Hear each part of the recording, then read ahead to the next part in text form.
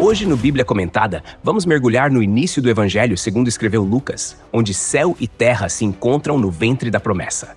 A história começa com silêncio, mas logo explode em revelação, visitações angelicais, fé que se move e ventres que pulsam com o plano eterno de Deus. De Jerusalém a Nazaré, de um templo ao lar de uma jovem virgem, a salvação começa a tomar forma. É o prenúncio do Verbo encarnado. Vem comigo.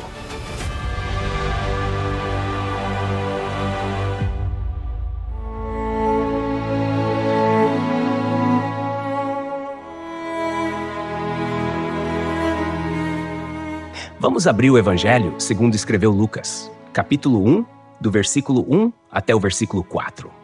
Repara comigo como o autor começa essa narrativa. Não é correndo, nem de forma aleatória, mas com o cuidado de quem entende que o que vai contar muda tudo.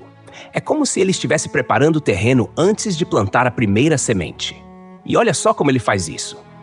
Visto que muitos houve que empreenderam uma narração coordenada dos fatos que entre nós se realizaram, conforme nos transmitiram os que desde o princípio foram deles testemunhas oculares e ministros da palavra, igualmente a mim me pareceu bem, depois de acurada investigação de tudo desde a sua origem, dar-te por escrito, excelentíssimo Teófilo, uma exposição em ordem, para que tenhas plena certeza das coisas que foram ensinadas. Logo de cara, no versículo 1, ele já nos coloca num cenário onde muitos outros já haviam tentado escrever sobre os acontecimentos que mudaram a história. Mas Lucas não quer fazer mais do mesmo. Ele não está apenas recontando um caso, ele está organizando os fatos com precisão, quase como um médico, o que ele realmente era, descrevendo um diagnóstico minucioso. E aqui tem um detalhe importante. Lucas não é uma testemunha ocular. Ele não estava lá quando Jesus nasceu, pregou, morreu ou ressuscitou. Mas ele conversou com quem estava. Ele ouviu os discípulos. Ele colheu relatos de quem viu, tocou, chorou e se alegrou com o Cristo. Isso aqui já fala muito sobre confiabilidade, sobre zelo, sobre respeito pelo conteúdo que está prestes a compartilhar. No versículo 2, ele reforça: quem contou essas histórias foram aqueles que foram testemunhas oculares e ministros da palavra. E esses dois termos aqui dizem muito. Testemunhas oculares no grego vem de autoptai, que dá a ideia de alguém que viu com os próprios olhos, presencialmente. Não é ouvi dizer, é eu estava lá. E ministros da palavra traz o termo hiperetai, que é algo como servidores ou assistentes, gente que servia a mensagem com as próprias vidas, gente que não só ouviu, mas se entregou por aquilo que viu. É Lucas dizendo, eu escutei os que viveram isso com a alma e com o corpo. Aí no versículo 3 ele se apresenta mais diretamente. Me pareceu bem. Isso aqui parece simples, mas tem um tom de humildade misturado com firmeza.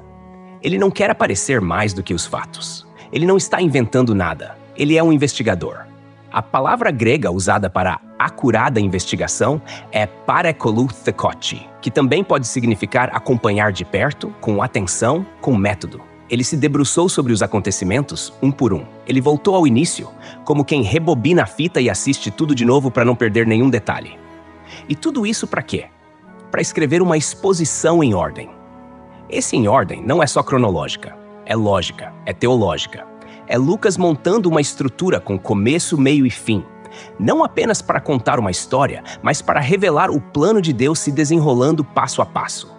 E aí, no versículo 4, ele dá o motivo de tudo isso, para que tenhas plena certeza das coisas que foram ensinadas. A palavra usada aqui para certeza é asfaleia, que também tem o sentido de segurança, firmeza, solidez. É como quem constrói uma casa e garante que os alicerces não vão ceder com o tempo. Lucas quer que Teófilo, e aqui, sim, a gente pode se incluir como leitores, não tenha dúvidas de que a fé cristã não é baseada em boatos, mas em fatos sólidos. Em experiências vividas, em verdades que atravessaram o tempo. Agora, repara numa coisa interessante. Esse nome Teófilo. Em grego, Teófilos pode ser traduzido como amigo de Deus ou amado por Deus. Tem estudiosos que creem que era uma pessoa real, talvez um romano de alta posição, pelo uso do termo excelentíssimo. Mas também há quem veja ali uma figura simbólica, representando qualquer um que deseja conhecer mais a Deus. Ou seja, nós, eu e você. Qualquer pessoa que tenha fome de verdade. Isso aqui é muito bonito, porque mostra que a fé não se constrói só pela emoção. Lucas nos apresenta uma fé que também é racional, que pode ser investigada, estudada, compreendida passo a passo. Não é fé cega. É fé com base. É confiança com fundamento. É o que em teologia sistemática a gente chama de revelação histórica progressiva. Deus não fala tudo de uma vez, mas vai se revelando aos poucos, em eventos concretos, numa linha do tempo real. Lucas escreve numa época em que o Império Romano estava no auge. Estamos falando da segunda metade do primeiro século depois de Cristo, provavelmente entre os anos 65 e 80 depois de Cristo. Jerusalém já havia sido destruída pelos romanos no ano 70, e o mundo cristão estava se espalhando, enfrentando perseguições, dúvidas, heresias. Nesse contexto, ter um relato confiável sobre a vida e os ensinos de Jesus era vital. Era questão de sobrevivência da fé. Esse prólogo de Lucas, mesmo sendo só 4 versículos, já é uma aula sobre responsabilidade com a palavra. Ele não quer entreter, ele quer edificar. Ele não quer só informar, ele quer formar. Teófilo e todos os que viriam depois precisavam saber: o que críamos não era fábula, era história. E tem mais um detalhe que a gente não pode deixar passar. O estilo literário de Lucas aqui. Ele escreve como um historiador da época greco-romana. Usa um vocabulário mais elevado que os outros evangelistas. Seu grego é refinado, metódico, quase como os grandes autores clássicos. Isso mostra que ele queria alcançar um público mais culto também. Gente que valorizava registros sérios, bem documentados. E, ao mesmo tempo, ele vai escrever todo o Evangelho e também o livro de Atos com simplicidade suficiente para que os mais humildes também pudessem entender. Isso é dom de Deus. Falar com reis e com camponeses na mesma linha de raciocínio. Agora para e pensa comigo. O que é que esse início nos ensina, na prática? Primeiro, que a fé cristã é baseada na verdade, em testemunhas reais, em fatos históricos, em compromissos com a precisão. Não é uma fé de achismos de me contaram aí. Segundo, nos ensina que Deus se importa com a nossa segurança espiritual. Ele quer que a gente tenha certeza daquilo que crê. Não é para viver cambaleando, duvidando a cada vento que sopra. É para ter fé firme, alicerçada na palavra, com convicção. E terceiro, mostra que o Evangelho é uma mensagem que vale a pena ser investigada, estudada, contada com carinho, como Lucas fez. É como se o Espírito Santo, ao inspirar esse início, estivesse dizendo: não tenha medo de fazer perguntas. Não tenha medo de buscar respostas. Eu sou o Deus da verdade. E isso é libertador, né? Porque tira o peso daquela espiritualidade vazia, baseada só em rituais. Aqui a gente vê que conhecer a Deus é mergulhar numa história viva. E Lucas é o guia dessa jornada, mostrando passo a passo o que Deus fez, o que está fazendo e o que ainda vai fazer. E assim, só nesses 4 versículos, a gente já entende que o Evangelho de Lucas não é só uma biografia de Jesus. É um convite à confiança, um chamado à certeza, um gesto de cuidado de Deus com quem duvida, com quem quer entender melhor, com quem está começando agora e precisa de uma base sólida. Imagina só o impacto disso na vida de alguém que tinha dúvidas sobre Jesus, que estava ouvindo os ensinos, mas sem saber se era tudo verdade mesmo. Lucas estende a mão e diz: vem cá, eu vou te mostrar tudo. Desde o começo, em ordem, com clareza, para você ter certeza. Isso é zelo pastoral, é cuidado divino através da escrita, é revelação e afeto andando de mãos dadas. Vamos seguir no Evangelho segundo escreveu Lucas, capítulo 1, agora dos versículos 5 ao 15. Aqui a gente entra de fato na narrativa histórica. A introdução já nos deu segurança. Lucas vai contar uma história ordenada, investigada, sólida. E agora ele começa pelo nascimento de João, o que não é à toa. Isso prepara o terreno para o nascimento de Jesus, mostrando que o plano de Deus tem etapas, tem sequência, tem promessa cumprida. Versículo 5. Nos dias de Herodes, rei da Judéia, havia um sacerdote chamado Zacarias, do turno de Abias. Sua mulher era das filhas de Arão e se chamava Isabel. Repara na forma como o texto situa o tempo, nos dias de Herodes. Isso nos ajuda a entender exatamente o contexto histórico. Estamos falando de Herodes, conhecido como Herodes o Grande, que reinou sob autorização de Roma de 37 a.C. até 4 a.C. Ele era rei da Judéia, mas não era judeu de sangue puro, era idumeu. Isso já criava um desconforto político e religioso entre os judeus, que viam nele um fantoche do Império Romano. Ou seja, o povo vivia num tempo de domínio estrangeiro, tensão social e decadência espiritual. Havia mais de 400 anos que o povo de Israel não recebia uma revelação profética direta, desde Malaquias. Um silêncio profético pairava no ar. E é justamente nesse tempo que Deus começa a agir novamente. Nesse cenário aparece Zacarias. Ele era sacerdote. E não qualquer sacerdote. Ele era do turno de Abias, que era uma das 24 turmas sacerdotais estabelecidas por Davi lá em 1 Crônicas capítulo 24. Ou seja, Zacarias servia no templo em sua época determinada 2 vezes ao ano por cerca de 1 semana em cada turno. Isso mostra que ele era um homem de vida religiosa ativa, mas também comum, um entre milhares. Ele não era sumo sacerdote. Não era um nome famoso em Jerusalém, mas Deus o escolhe mesmo assim. E olha o detalhe. Sua esposa Isabel também era da linhagem sacerdotal, descendente de Arão. Isso era muito raro. Ambos vinham de famílias consagradas ao serviço de Deus. E mesmo assim, como vamos ver, enfrentavam um drama silencioso. Versículo 6. Ambos eram justos diante de Deus, vivendo irrepreensivelmente em todos os preceitos e mandamentos do Senhor. Aqui a gente encontra uma pérola. O texto diz que eles eram justos diante de Deus.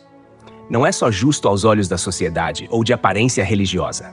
É justiça no sentido de retidão diante do Senhor. Uma justiça que brota de um coração sincero e obediente.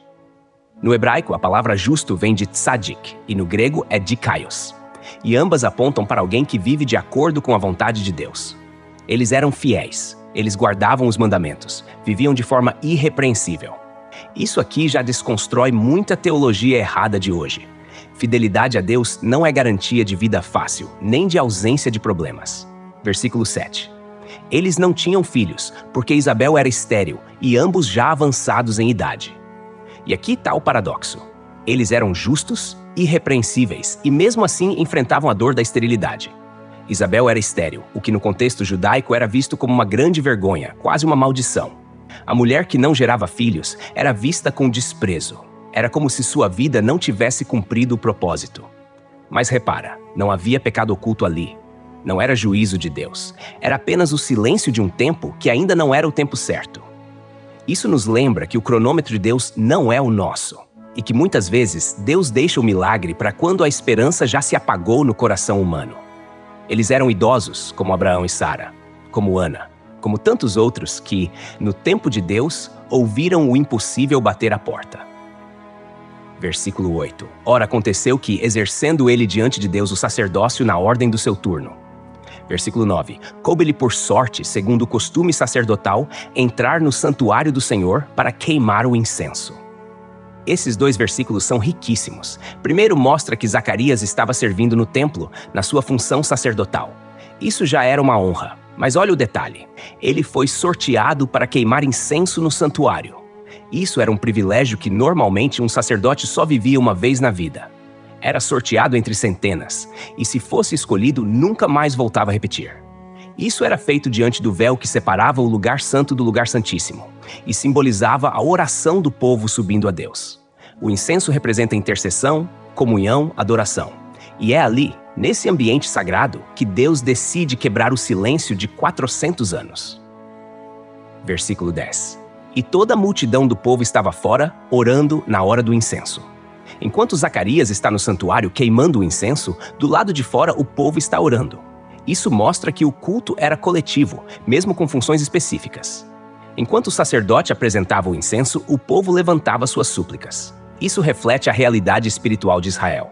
Muitos ainda buscavam a Deus, mesmo em tempos difíceis, mesmo sem profetas, mesmo com Roma no poder, mesmo com Herodes no trono.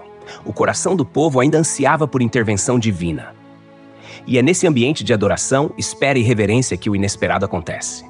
Versículo 11. Então um anjo do Senhor lhe apareceu em pé à direita do altar do incenso. Pensa comigo, Zacarias entra no santuário sozinho. Tudo acontece como sempre. Ele conhece cada detalhe daquele ritual. Mas de repente, um anjo aparece. Literalmente. Não é uma visão subjetiva, é uma aparição real. E ele está à direita do altar do incenso, lugar que simboliza bênção, favor. A direita nas Escrituras é sempre o lado da honra. Isso indica que a mensagem que está chegando é de restauração, não de juízo. É como se o céu tivesse aberto um rasgo na rotina sacerdotal e dissesse: chegou a hora de Deus agir de novo. Versículo 12. Vendo-o, Zacarias turbou-se e apoderou-se dele o temor. A reação de Zacarias é humana, natural. Ele fica com medo. A palavra turbou-se aqui indica um abalo emocional profundo. Não era todo dia que um anjo aparecia, ainda mais depois de séculos sem revelações celestiais. O temor é reverência, mas também susto. O sobrenatural confronta a normalidade. E é interessante perceber que todos na Bíblia, quando vem um anjo, têm essa reação: temor, espanto, queda. Não há banalidade na presença do sagrado. E isso nos ensina algo profundo. O céu, quando fala, nos tira do chão, nos desperta, nos move. Versículo 13. Disse-lhe, porém, o anjo: não temas, Zacarias, porque a tua oração foi ouvida, e Isabel, tua mulher, te dará à luz um filho, a quem darás o nome de João. O anjo fala: não temas. Essa é a frase mais repetida na Bíblia. Deus sabe que a primeira reação humana à sua presença é o medo. Mas sua intenção não é nos assustar, é nos alinhar. E aí vem a promessa: a tua oração foi ouvida. Que oração? A de um filho? Provavelmente sim, mas talvez fosse uma oração antiga. Talvez ele já nem orasse mais por isso. E mesmo assim, Deus não esqueceu. O tempo da resposta chegou. E a promessa vem com o nome João, que em hebraico é Yochanan, e significa o Senhor é gracioso. Ou seja, o nome do menino já era uma pregação. A graça de Deus rompeu o silêncio. Versículo 14. Em ti haverá prazer e alegria, e muitos se alegrarão com o seu nascimento. Versículo 15. Pois ele será grande diante do Senhor, não beberá vinho, nem bebida forte, e será cheio do Espírito Santo já desde o ventre materno. O anjo não só anuncia o nascimento, mas já revela o impacto desse nascimento. Haverá alegria pessoal, prazer e júbilo para Zacarias e Isabel, mas também uma alegria coletiva. Muitos se alegrarão. João virá como sinal de restauração não só para aquela casa, mas para todo o povo. E ele será grande diante do Senhor. O que é diferente de ser grande aos olhos humanos. É grandeza espiritual, profética, celestial. O anjo também revela algo que marca João como separado. Ele não beberá vinho nem bebida forte. Isso remete ao voto do nazireado, como o de Sansão e Samuel. Ele seria consagrado inteiramente a Deus. E o detalhe mais lindo vem no fim: cheio do Espírito Santo desde o ventre. Isso é algo único. João será cheio do Espírito ainda antes de nascer. Isso já aponta que ele não é qualquer pessoa. É o profeta do Altíssimo, o precursor do Messias. E esse começo, cheio de milagres e revelação, nos mostra que o plano de salvação está em movimento. Silêncios antigos estão sendo quebrados, vidas cansadas estão sendo visitadas, promessas esquecidas estão sendo lembradas. E tudo isso começa com um sacerdote anônimo, fiel, envelhecido e com um anjo no altar. Versículo 16.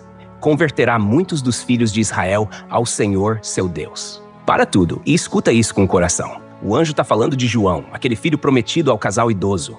E agora ele revela o propósito maior da sua vinda ao mundo: converter muitos dos filhos de Israel ao Senhor, seu Deus. Aqui não se trata só de anunciar boas novas, mas de trazer o povo de volta ao centro da vontade de Deus. A palavra converter tem um peso tremendo. No original grego é epistrefo, que significa voltar-se para, retornar a.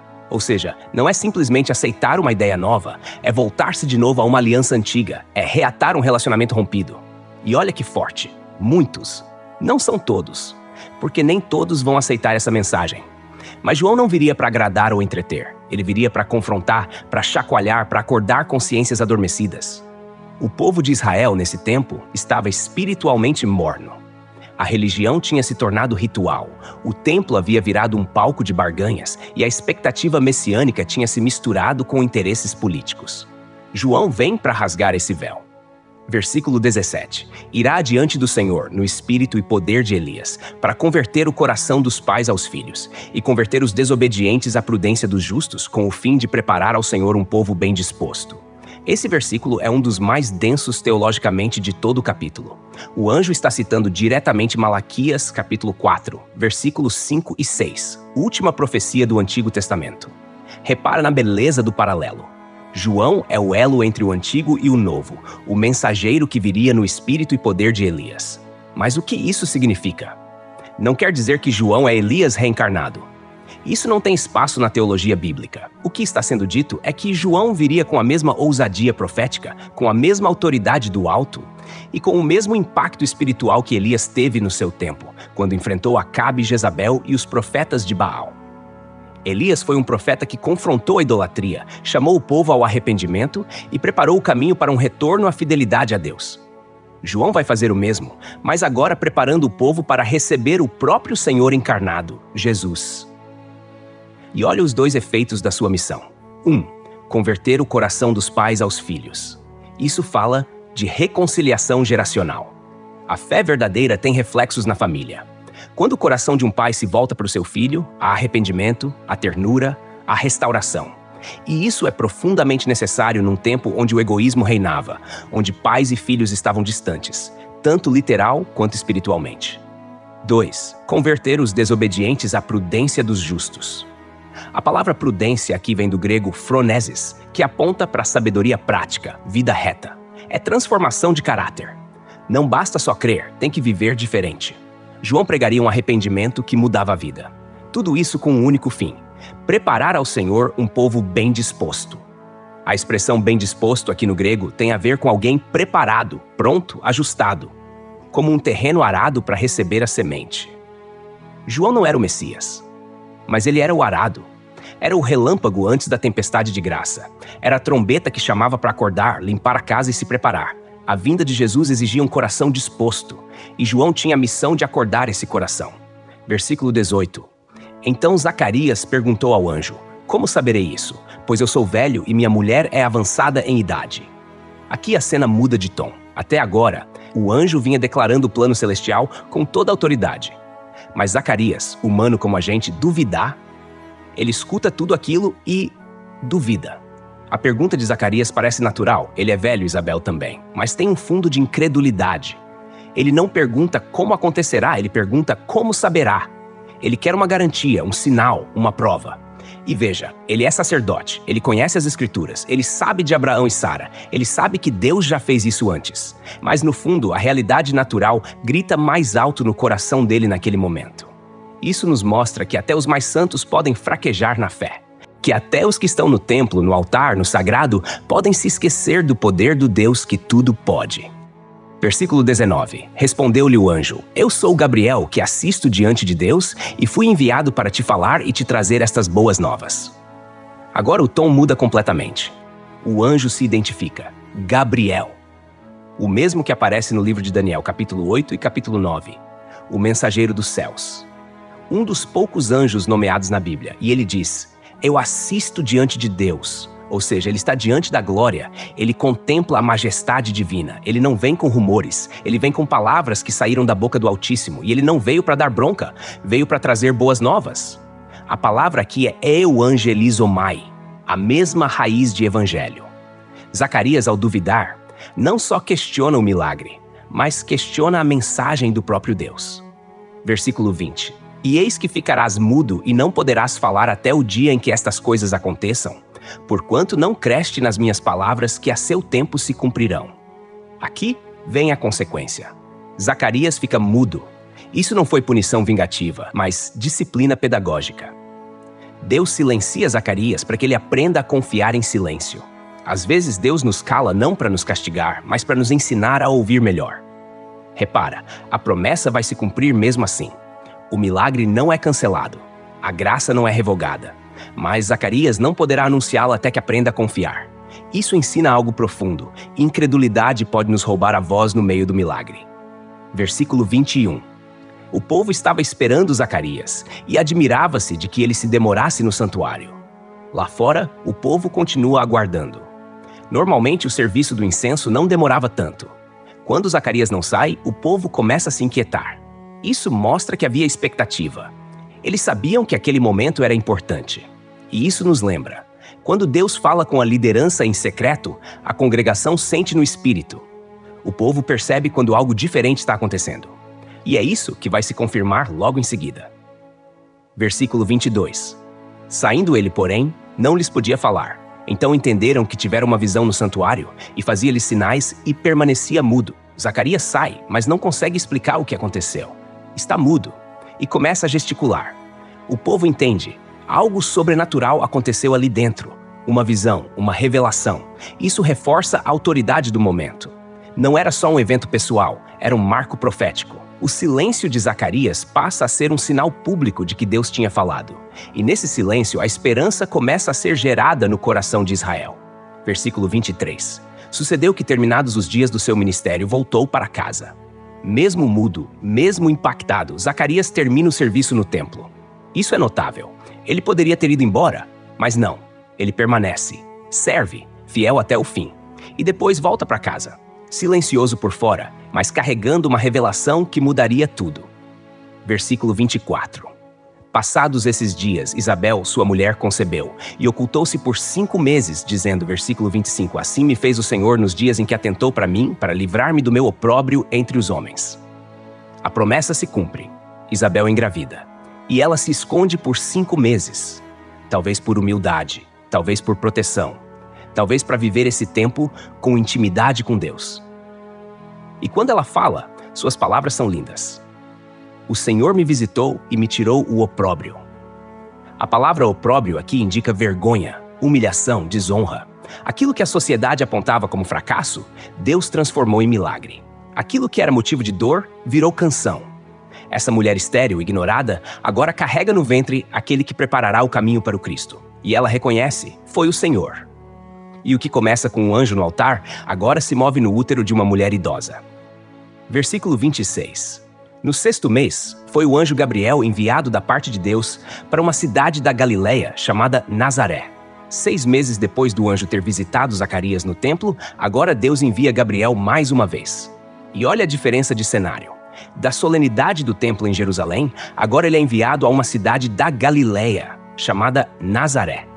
Isso aqui já diz muito. Nazaré era uma aldeia pequena, sem prestígio, vista com desprezo pelos judeus mais tradicionais da Judeia. Era uma espécie de fim de mundo, uma vila rústica, de gente simples. Quando Natanael ouve falar de Nazaré, ele solta aquele famoso: pode vir alguma coisa boa de Nazaré? João capítulo 1, versículo 46. Mas é exatamente ali, nesse cenário improvável, longe da pompa de Jerusalém, que Deus decide iniciar a maior virada da história da humanidade. Deus não escolhe o palco dos grandes. Ele visita os humildes, os anônimos, os esquecidos. Isso já nos ensina que o agir de Deus quebra expectativas humanas. Ele começa pelo nada para revelar o tudo. Versículo 27. Há uma virgem desposada com um homem que se chamava José, da casa de Davi. O nome da virgem era Maria. Agora somos apresentados a Maria.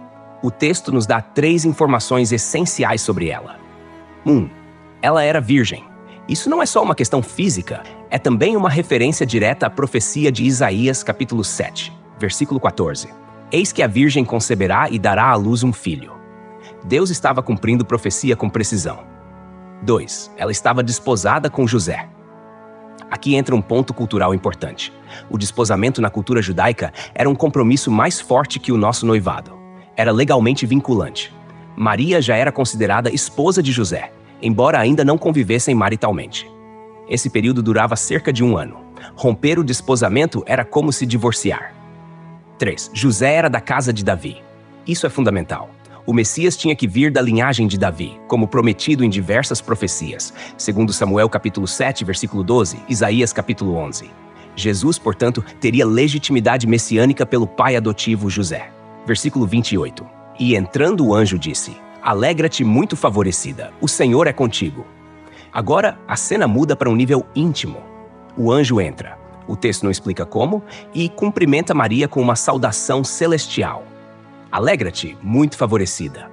Aqui no grego a expressão é kecharitomene, uma forma verbal que carrega a ideia de alguém que já foi agraciada de forma plena. Ou seja, Maria já era alvo da graça de Deus antes mesmo de compreender o que estava acontecendo. O favor divino repousava sobre ela. E o anjo completa: o Senhor é contigo. Essa frase ecoa textos do Antigo Testamento, onde Deus se apresenta aos seus escolhidos em missões difíceis, como fez com Gideão, Juízes capítulo 6. É como se dissesse: você não está sozinha, você foi chamada, mas será acompanhada. Esse detalhe importa muito.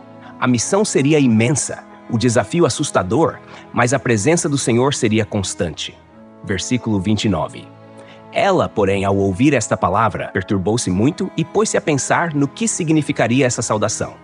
Maria fica perturbada. Não é medo do anjo em si, como aconteceu com Zacarias, mas da mensagem. Repara, ela não duvida, mas se espanta. Ela começa a refletir. O verbo grego usado é dialogizomai, que indica uma meditação interna, ponderação profunda. Isso já nos mostra o tipo de pessoa que Maria era. Alguém que pensa, que considera, que busca entender com reverência. O Evangelho mostra Maria como uma mulher sábia, reflexiva e espiritual, não passiva, mas participante.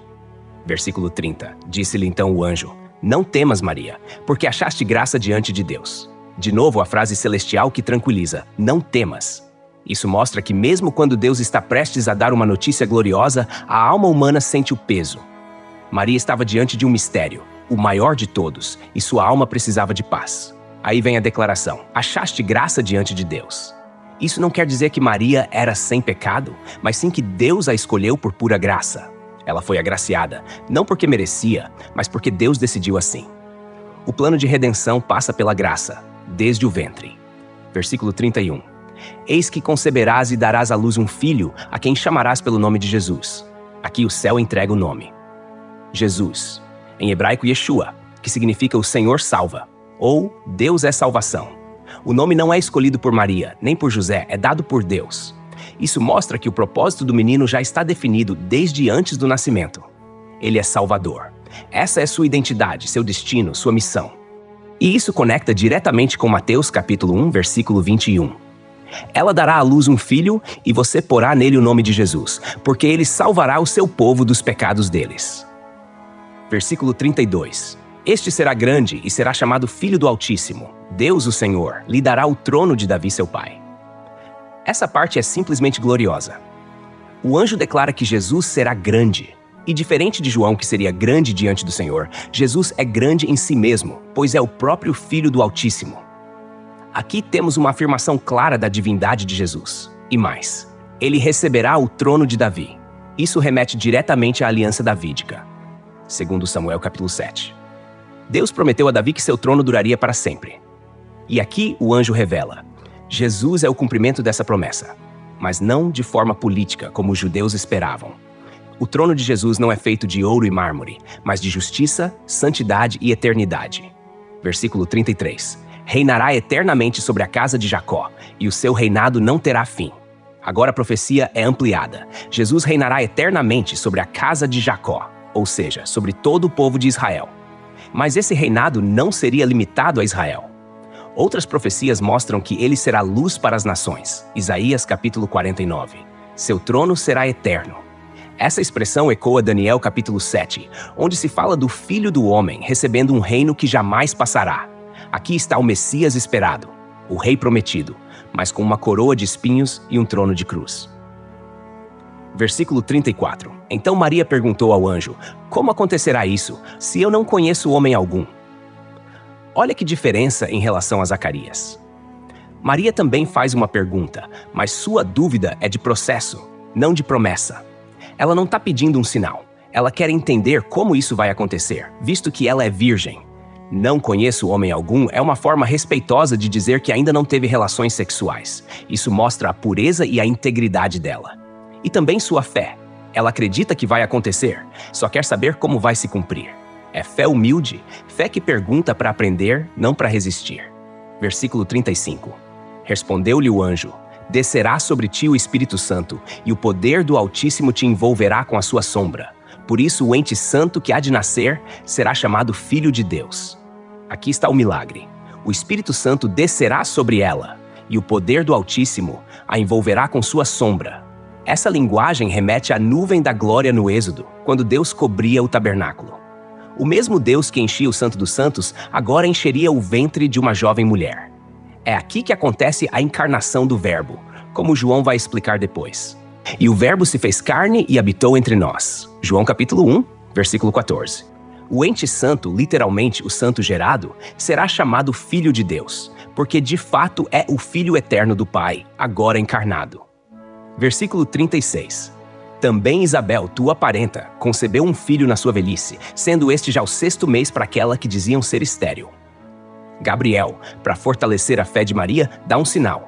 Isabel também está grávida, mesmo na velhice. Isso mostra que o Deus que age em Nazaré é o mesmo que agiu em Jerusalém.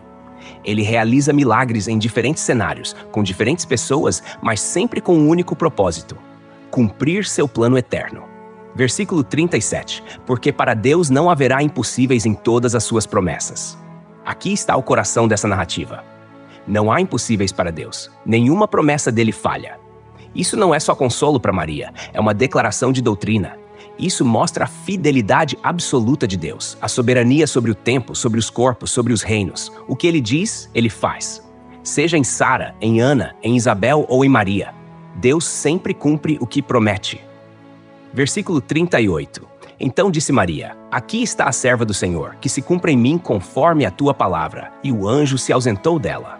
A resposta de Maria é uma das mais lindas de toda a Bíblia. Ela não tenta negociar, não exige mais explicações. Ela simplesmente se entrega.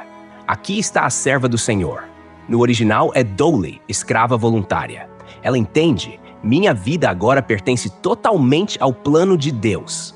E ela diz: que se cumpra em mim conforme a tua palavra. Essa é a fé que move montanhas. Ela se rende à vontade do Altíssimo. E o anjo, tendo cumprido sua missão, se retira. O céu falou, a terra respondeu, o ventre foi consagrado, a redenção começou. Versículo 39. Naqueles dias, dispondo-se Maria, foi apressadamente à região montanhosa, a uma cidade de Judá. Repara bem, naqueles dias. Ou seja, logo após o anjo Gabriel se retirar, Maria não ficou parada. O texto diz que ela se dispôs, que no original grego é anastasa, que carrega o sentido de levantar-se com decisão, com iniciativa. E ela não só se levantou, ela foi apressadamente, o que revela a urgência do coração dela. Uma urgência não de desespero, mas de expectativa viva, fé vibrando por dentro. Ela vai até uma cidade da região montanhosa de Judá, provavelmente Hebrom ou arredores, onde tradicionalmente habitavam os sacerdotes. Era uma viagem longa para uma moça jovem, provavelmente ainda adolescente. Da Galileia até Judá eram mais de 100 quilômetros, com subidas, vales, perigos no caminho. Mas ela vai.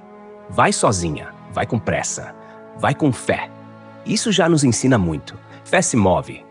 Fé não espera tudo estar resolvido. Fé corre atrás da confirmação. Fé quer se encontrar com o milagre na vida dos outros. Maria queria ver Isabel. Queria tocar naquela promessa viva. Queria compartilhar. Porque quando a gente vive algo sobrenatural, a gente quer conversar com alguém que também está vivendo algo parecido, né? Versículo 40.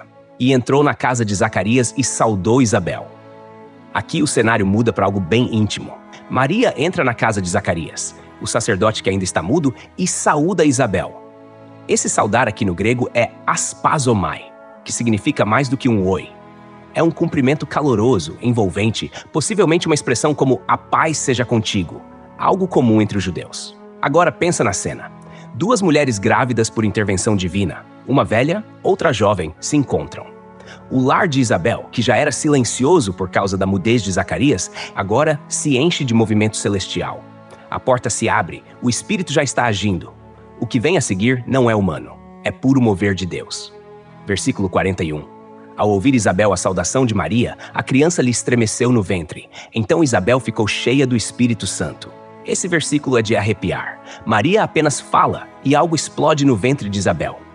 João Batista, com 6 meses de gestação, estremece. No grego, a palavra usada é skirtao, que pode ser traduzida como saltar, dar pulos, agitar-se com alegria. Não foi só um movimento fetal comum, foi um reconhecimento espiritual. João, mesmo no ventre, reage à presença de Jesus, que também está no ventre, mas ainda nos primeiros dias de gestação. Isso cumpre a profecia do anjo. João seria cheio do Espírito desde o ventre. Versículo 15. E aqui o Espírito começa a agir. E não para por aí. Isabel fica cheia do Espírito Santo. O mesmo Espírito que viria sobre os discípulos em Atos, o mesmo que pairava sobre as águas em Gênesis, agora enche uma mulher grávida dentro de casa, no silêncio de um lar sacerdotal. Isso mostra que o Espírito não espera lugar específico, não escolhe cenário.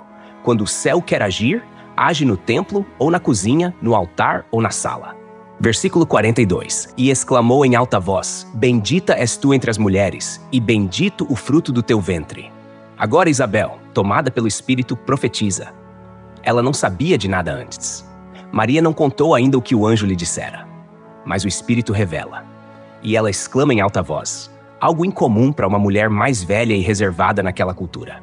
Mas o Espírito rompe protocolos. Ela diz, bendita és tu entre as mulheres, uma declaração profunda que exalta Maria, mas não a idolatra.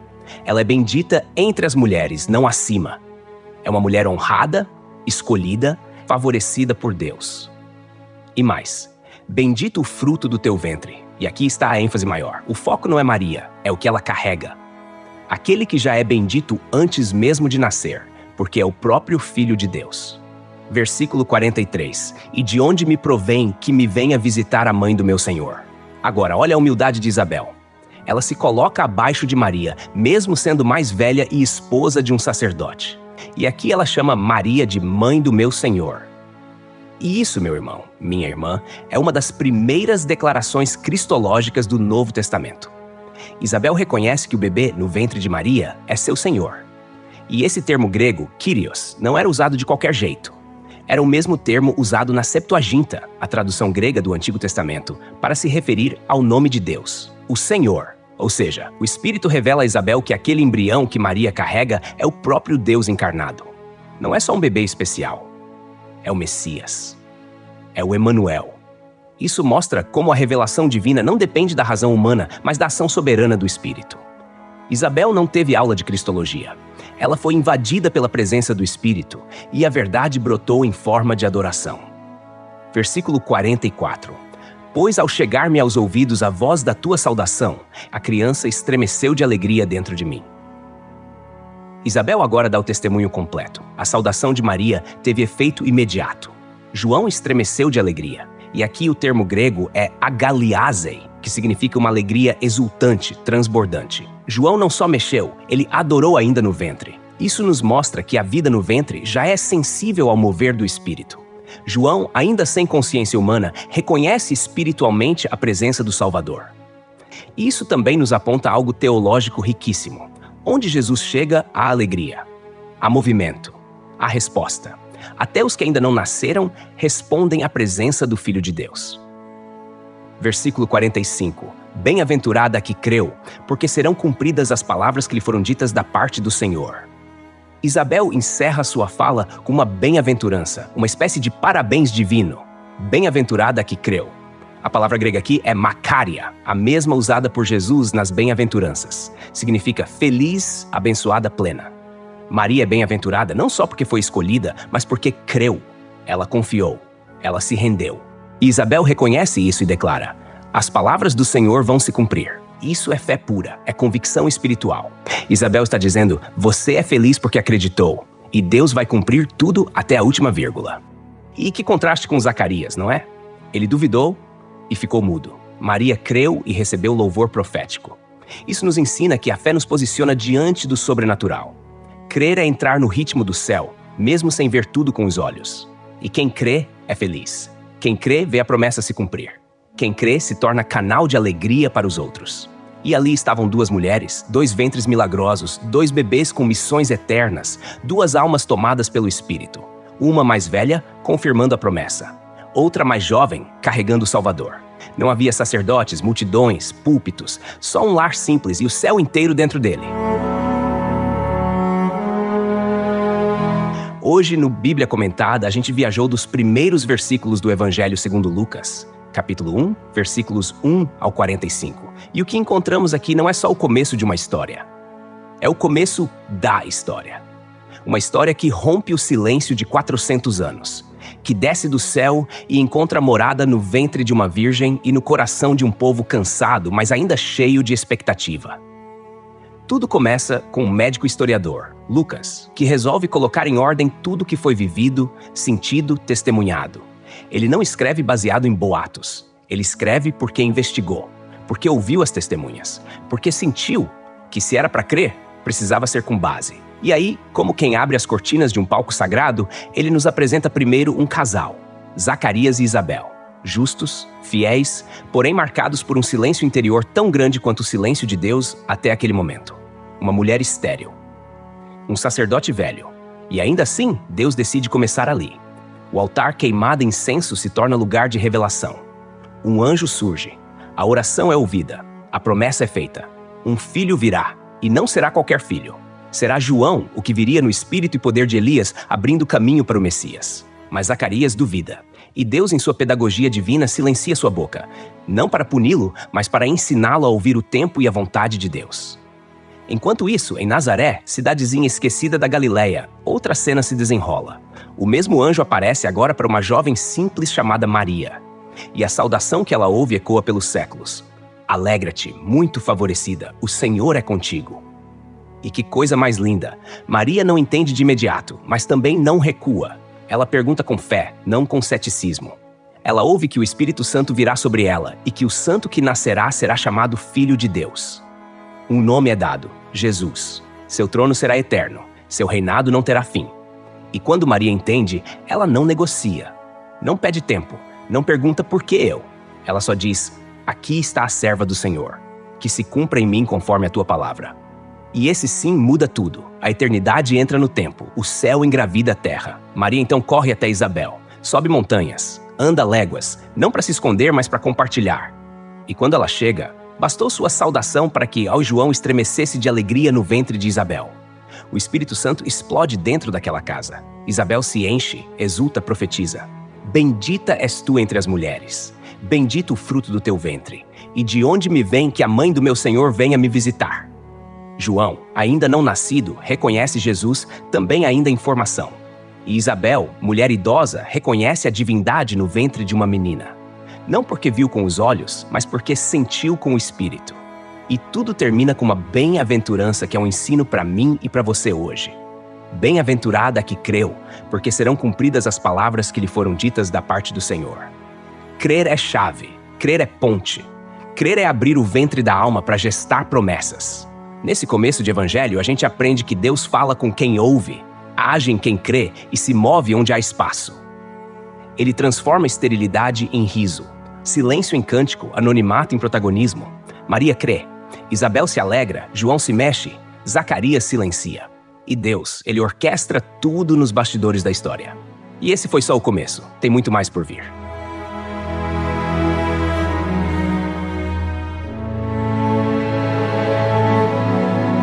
Texto e produção Douglas Vieira. Música por 50sounds.com. Faixa For a Reason. Voz por ChatGPT 4.0. Tipo Ember. Bibliografia. Comentários expositivos Hernandes Dias Lopes, editora Agnos. Comentário bíblico Matthew Henry, editora CPAD. Antigo e Novo Testamento interpretado versículo por versículo Russell Norman Champlin, editora Agnos. Charles Spurgeon, Os Tesouros de Davi, editora CPAD.